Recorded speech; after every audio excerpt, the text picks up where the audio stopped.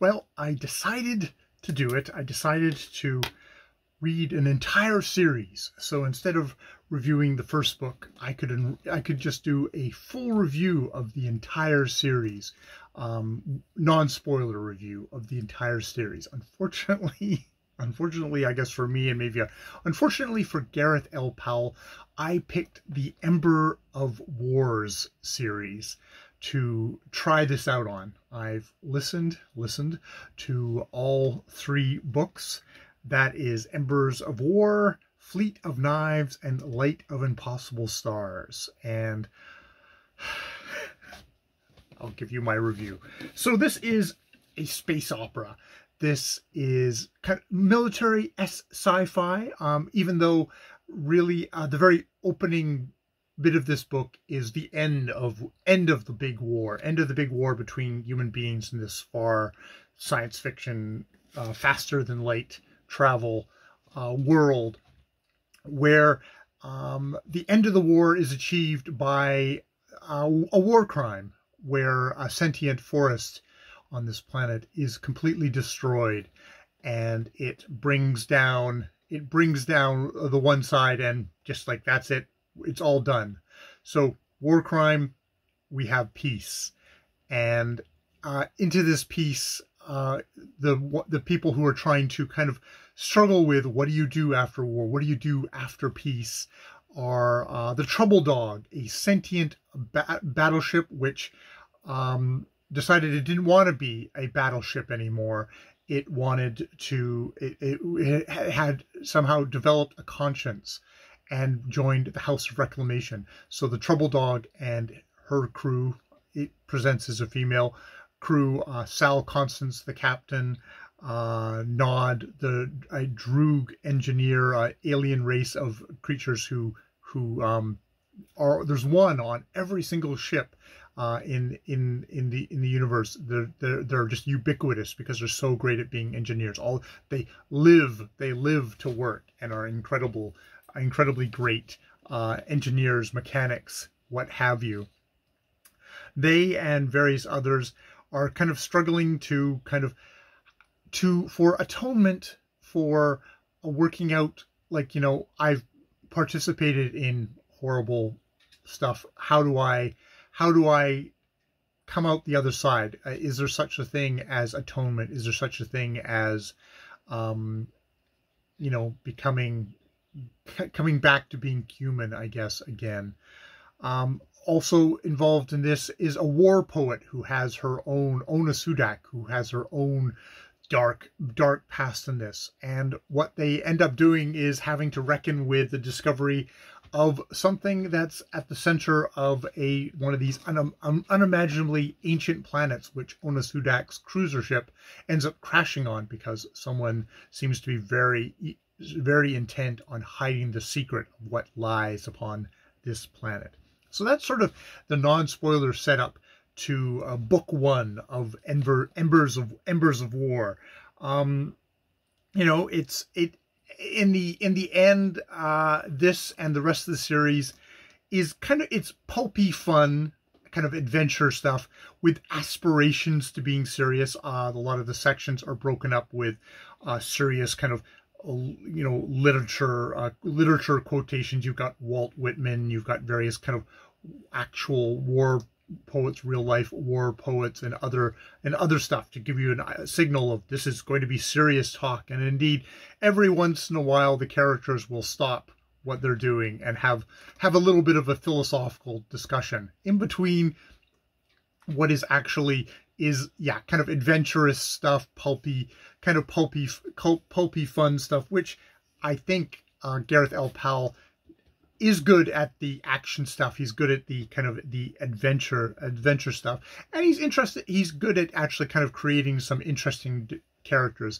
Trouble Dog, the sentient spaceship, is a interesting character, not a new concept.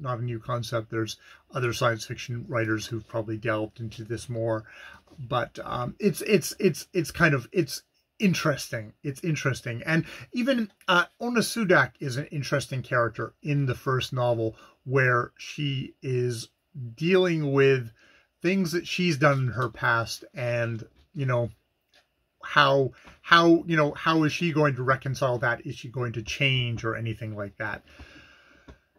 So yeah, after I read the first book, I went, okay, this is a series that it's not like literature, but it was like, okay, this is fun.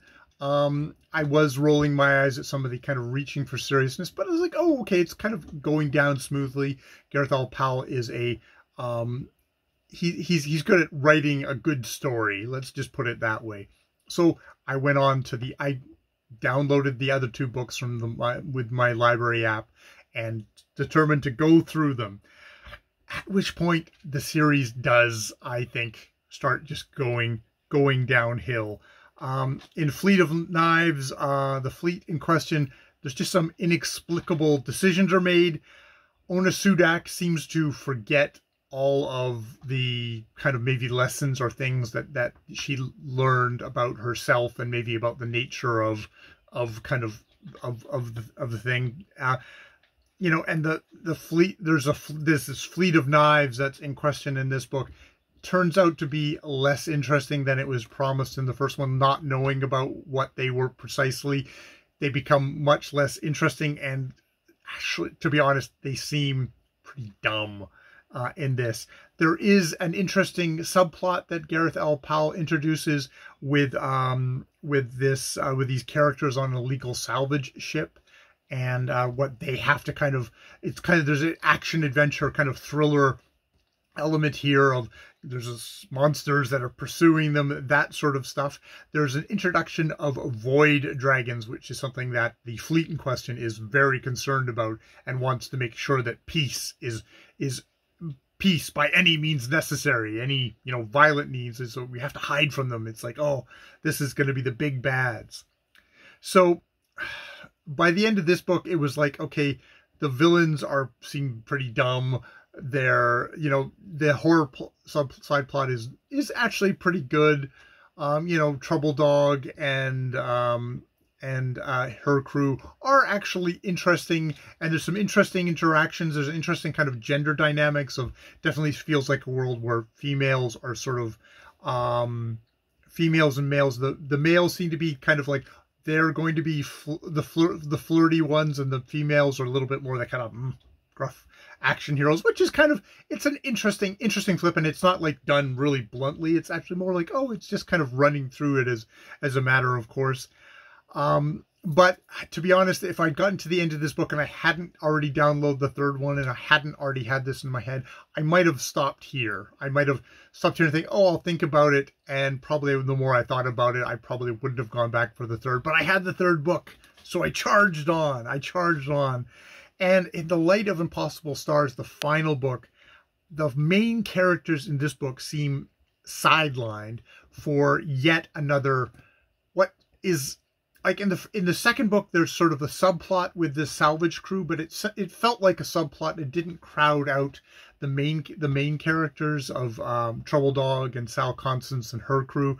But in this one, we get the introduction of an entirely new character, Cordelia Pa, and that seems to just completely kind of crowd out, what exactly is happening with Sal. We get in addition to Cordelia Pa, we also get the appearance of someone else connected to the House of Reclamation, and it's just like all that together. It's like suddenly we've lost the main characters, and to be honest, the introduction of this new subplot just seems to be introduced here to solve the overarching kind of like conflict and problem of the whole series, which is like, if you're introducing it so late, it feels ad hoc, whereas if it had been in the first book, or there's been some hints of stuff in the first book, then it would have been kind of much more organic. As it is, it feels like, oh, I've written myself into a circle, so into a corner, so I'm going to introduce this now so late in the process, just structurally. And I think structurally, because Cordelia Pa was such a late thing, I found I was just, even though I think she's actually a fairly well-written, well-drawn kind of orphan character with interesting abilities, even though she has a good engaging story, I found I was just kind of resenting her, because it was like, it's this new person introduced into the story late, crowding out the people I want to get to. So I was like, I want to get back to Sal and I want to get back to Trouble Dog, but no, we're going to go off into this. So it's like that. And yeah, the dumb villain plot gets labeled as dumb in this book by other characters, and that does not help. That does not help that I saw that it was dumb back in the second book, and now it gets called dumb in the third. It's just like, it doesn't help. It's still dumb. It was still a chore to get through. And Odo Sudak, from being kind of interesting in the first book, just is a cardboard, uninteresting, one-dimensional character. You could have an entertaining, I guess, mustache twirling villain, but just boring, one-dimensional, one-note waste of space. He's like, you want villains who are interesting, who aren't dumbass, who maybe have good points, who are going to challenge your hero, going to challenge you to think about things differently. But this book, it does not have this, and it's probably the symptom of why this series was ended up such a disappointment to me. It's like, yes, the adventure stuff was good, but wow, this book has nothing to say about the nature of coming to kind of some kind of reclaiming peace, reclaiming how a soldier is gonna process war. It's like, it doesn't have anything interesting to say about that whatsoever, and that's got to be typified in the character of Odo Sudak. I mean, even if Odo Sudak, it does not work. So, I mean, I did listen to the whole series through. I really did like Trouble Dog and Sal Constance. I grew to like Nod, and the first book was kind of a complainy, but as it went on, Nod and just the race of the Droog, these aliens who come from this kind of world tree planet, that was interesting.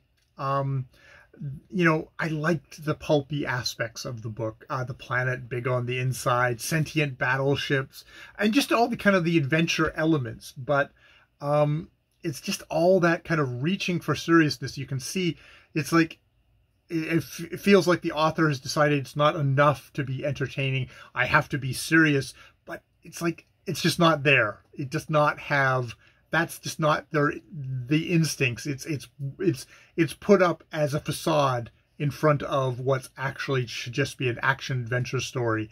It's a chintzy facade too. It's like, it's one thing if you have kind of entertaining, like, oh, I'm gonna like flag little things, but this just gets in the way of all that, and it takes away from the fun, but doesn't add anything on the other side.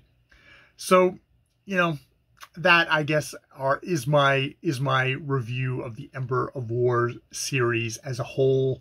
I wouldn't really recommend. I think if you want to have pulpy fun, you're going to go somewhere else, and if you want a serious look at stuff like this, you're going to go somewhere else for that. I think this falls, it's like you've got the two stools, and this one falls between the two stools, unfortunately. All right, that is my review of Embers of War series. I've been Jay. More videos later.